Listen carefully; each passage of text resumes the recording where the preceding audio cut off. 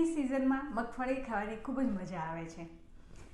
મગફળીની તાસીર ગરમ છે, આથી જો શિયાળાની ઋતુમાં ઠંડીની ઋતુમાં જો મગફળી ખાવામાં આવે તો શરીર અંદરથી ગરમ રહે છે। તો મગફળીનું સેવન આપણે શિયાળાની ઋતુમાં ખાસ કરવું જોઈએ। મગફળી આપણે એક બદામ જે છે એની અવેજીમાં જો મગફળી ખાવી હોય તો એને મૂકી શકીએ અને એના ન્યુટ્રિશન વેલ્યુ છે એ બદામની સાથે પણ સરખાવી શકીએ। તો ઠંડીની ઋતુમાં આપણે મગફળી ખાસ ખાવી જોઈએ, એનું સેવન કરવું જોઈએ।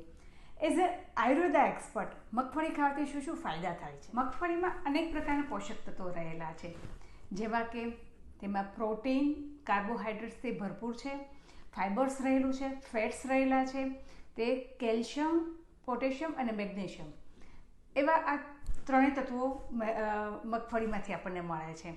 સાથે સાથે એમાં ઓમેગા 6 ફેટી એસિડ પણ રહેલું છે, જે આપણા શરીરની ઇમ્યુનિટી પાવર વધારવા માટે પણ કામ કરે છે।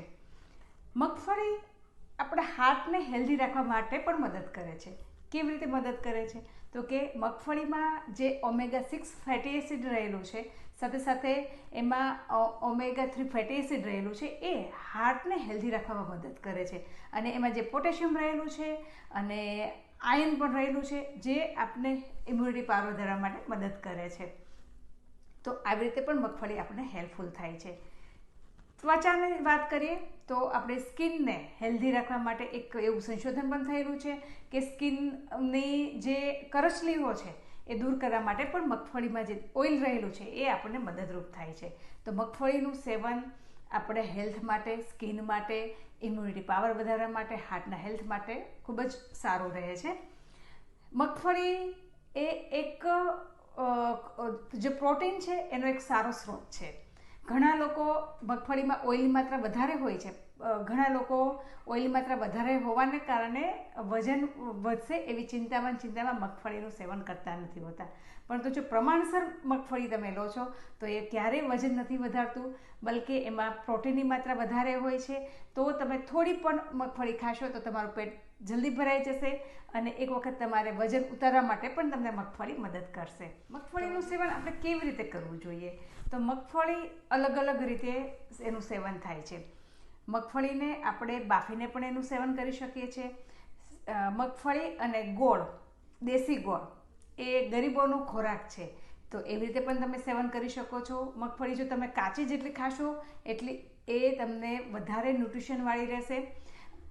ગોળ અને મગફળી આ એક ન્યુટ્રિશનનો બેસ્ટ સ્ત્રોત છે। ગોળમાંથી આપણને આયર્ન મળે છે અને મગફળીમાંથી આપણને પ્રોટીન મળે છે। તો આ બંને વસ્તુનું જે કોમ્બિનેશન છે એ આપણે ઇમ્યુનિટી પાવર વધારવા માટે, આપણું હિમોગ્લોબિન વધારવા માટે ખૂબ જ મદદરૂપ થાય છે। મગફળીને આપણે ચીક્કી બનાવીને, ગોળમાં ચીક્કી બનાવીને ખાવાનું એક ચલણ છે, તો શિયાળામાં ખાસ એમાં આપણે ઉત્તરાયણનો જે સમય આવે છે ત્યારે આપણે આ વસ્તુ ચીક્કી બનાવીને, ગોળમાં ચીક્કી બનાવીને આપણે મગફળીનું સેવન કરીએ છીએ। તો એનાથી આપણા મસલ્સ પાવર વધે છે, મસલ્સ સ્ટ્રોંગ બને છે, શરીરમાં એનર્જી આવે છે, શરીર સ્ટ્રોંગ બને છે અને સાથે સાથે ઇમ્યુનિટી પાવર પણ વધે છે। મગફળીને શેકીને પણ તમે ખાઈ શકો છો, બાફીને ખાઈ શકો છો અને તમે આવી રીતે એમાંથી કંઈ બી ચીક્કી કે એવું કંઈક બનાવીને પણ ખાઈ શકો છો। મગફળીના લાડુ બનાવીને પણ ખાઈ શકો છો। મગફળીનું સેવન દિવસમાં કેટલું કરવું જોઈએ?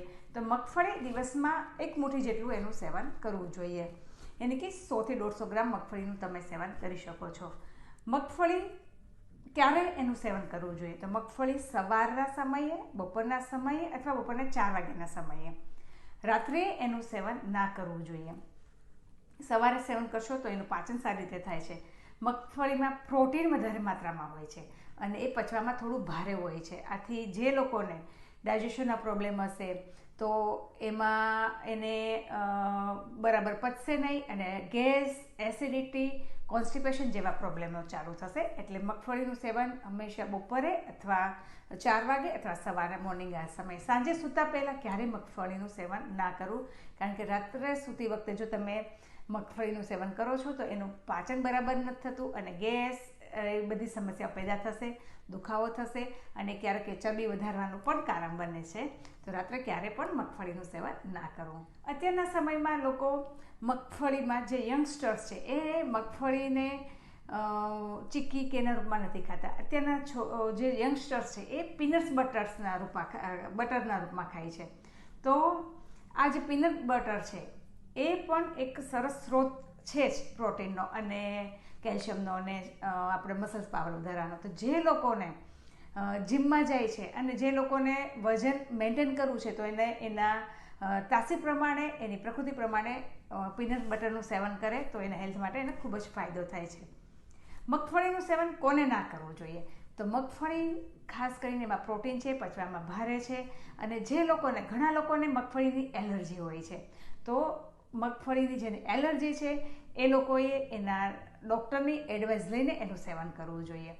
અને ખાસ કરીને જે લોકોને પચવામાં ભારે હોવાથી જેને ડાયજેશન પ્રોબ્લેમ છે તો એ લોકોએ મગફળીનું સેવન કરવાનું ટાળવું જોઈએ.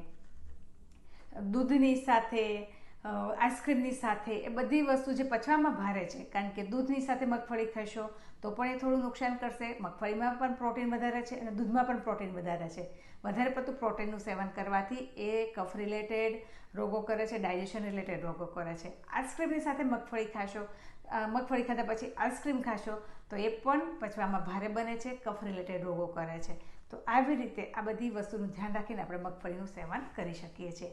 પરંતુ મગફળી જે લોકો હેલ્ધી છે, જે લોકોની પાચન શક્તિ સારી છે એ લોકોને એક હેલ્થનું, એક ન્યુટ્રિશનનું એક બેસ્ટ સ્ત્રોત છે.